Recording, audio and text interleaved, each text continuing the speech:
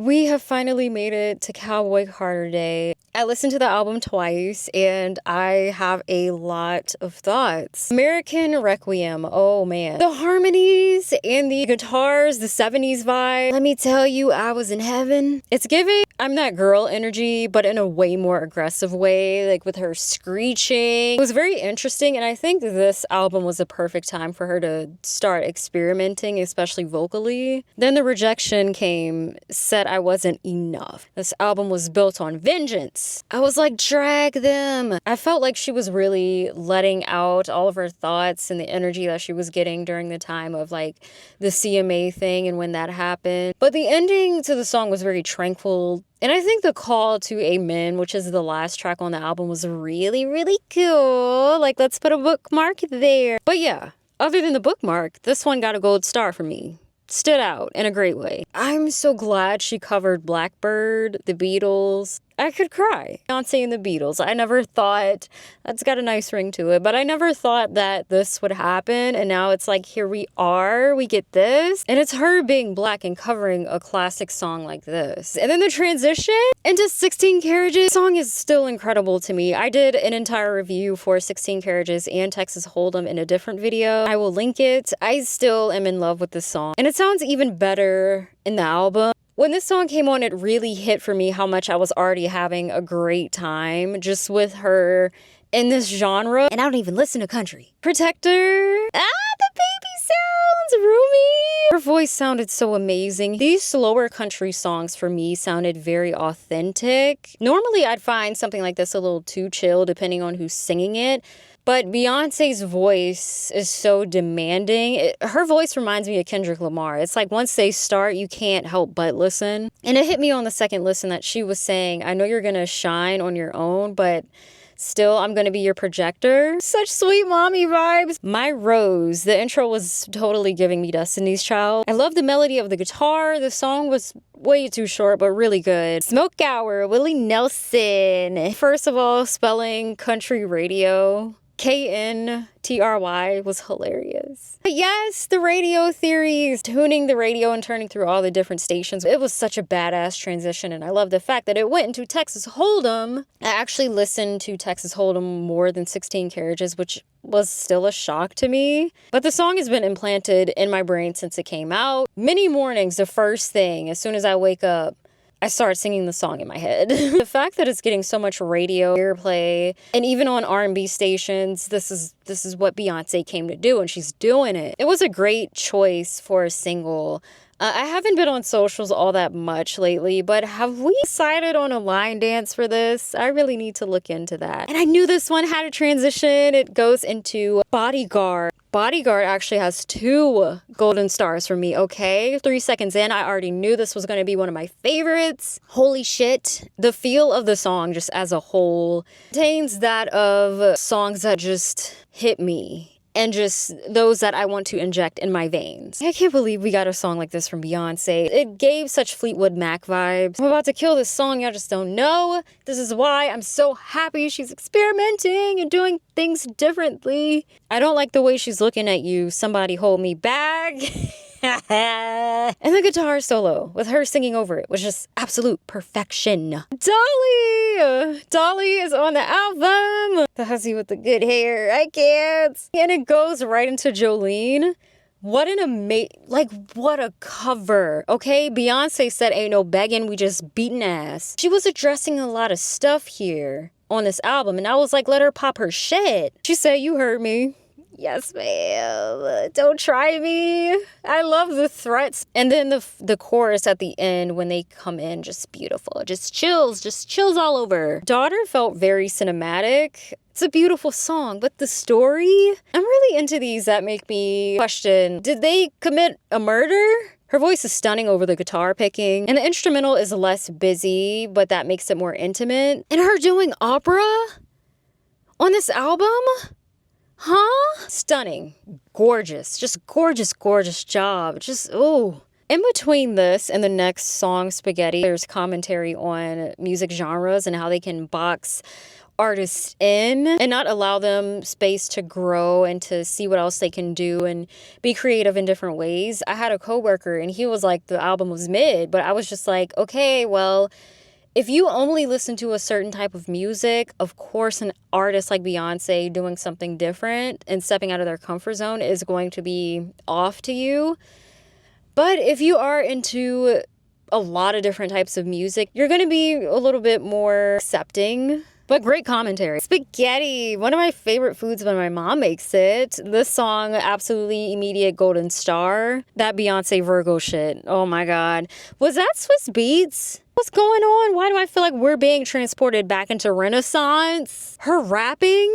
Where's Megan? I was like, fuck it up, B. It kind of reminded me of my house. Shabuzi, Chef's Kiss. I probably said his name wrong, but I love the fact that he was born in Virginia. Alligator Tears. The beat to Alligator Tears was pretty fire. Her drawn out vocals, oh man. And the back and forth with her harmonizing also gave me chills. I had chills several times during this album, not gonna lie. Smoke Hour 2 with Willie Nelson. This is so badass. He was like, we're gonna turn you on to some good shit. Then he was like, you're welcome. He already knows. He already knows what's going on here. Just for fun. Her deeper voice is so sultry. This was really edging on Golden Star territory for me. I think this entire album is going to be a comfort album for me just based off of this song. And that really called to the difference between this and Renaissance. I think the different styles between the two leave it open for you to just go to something when you're in a different mood. Most Wanted. All right, start of the song.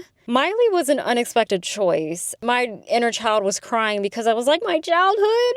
But I liked Miley. They both sounded so good doing their high notes. I was just bopping to this one. I was getting it to this one. Levi's jeans, Posty. I bet he was so happy to do this song. It sounds like he was smiling during his parts. Very laid back. Kind of sort of reminded me 5% of Virgo's Groove. These slower, sensual songs just get me. And he said, you're my Renaissance. Flamenco, amazing, wonderful, transformative, just too short. I really liked it, but it was way too short. The Linda Martell show. Transition was so cool, and I again loved the commentary here about music genres and how honestly they can be intertwined in some interesting ways. I think being open to that and to listening to that is very, very important. And I love those types of conversations. So again, I'm glad that this was brought up in the album. Yeah. Those petty ones can't fuck with me. Feed me. I'm pretty sure this is gonna hit at the concert. Energy is so fun, but she's dragging the hell out of everybody. My family lived and died in America just to be erased. Talking about pay, like please let's talk about it. There's so many issues that she's addressing here, but it's also pointing at things that are going on and how distractions happen to keep us from figuring things out and from gathering information, which is very common. She was James Browning it up here. For the message, golden star for me. Oh, Louisiana, that transition though, it kind of did catch me off guard. Desert Eagle, the bass, drag me. Automatic gold star, right? I could just feel that this one was going to be one of those ones for me. Why was this song so short? I feel cheated. Riverdance, please, another gold star. Come on now, I'm just handing them out. I did feel like whiplash coming from the last song, but I was like, okay, I'm dancing. This one reminded me the most of Renaissance. It was a testament to how Black people can just take anything and make it fun as hell. I can tell, though, this one is really going to grow on me as one of my favorites further and further. It seems like a really good pickup song when you're just in a bad mood or if you're really sad and feeling down. I think I would put this song on and it would help me out a lot. Two Hands to Heaven, double gold stars. Okay, so I love the transition. Poppy in the first half and more so R&B in the second. That's what got me. I think making room for a song like this on this album really made this song stand out. It was so atmospheric. I did nothing but dance. Everything about it was just amazing. So I don't have too much to say. Just one of my favorites. Time to strike a match. Tyrant also has 2 stars for me. It was so fucking cool. Stylistically, it kind of reminded me of the first Black Panther soundtrack with the transition and the energy that took you into the song. I was like, we're going crazy on the second half of the album, I see. I feel like this has the best bridge in the entire album. Sweet Honey Buckin'. I feel like I should double gold star this one too. The production was interesting. The beat was silly as hell. Gave me SpongeBob in the best way. That soft and sweet thing that she does is so... I could scream because it's so just fitting and addictive when she does it. It's like, you know, I'm a fucking problem. The Renaissance movie, when she did that in the theater, I almost fell to the ground. Look at that horse is my favorite line from this entire album. Amen. Here we go. This felt like a part 2 to 16 Carriages, but way more grand. It felt refreshing, which is funny because it's the album closer.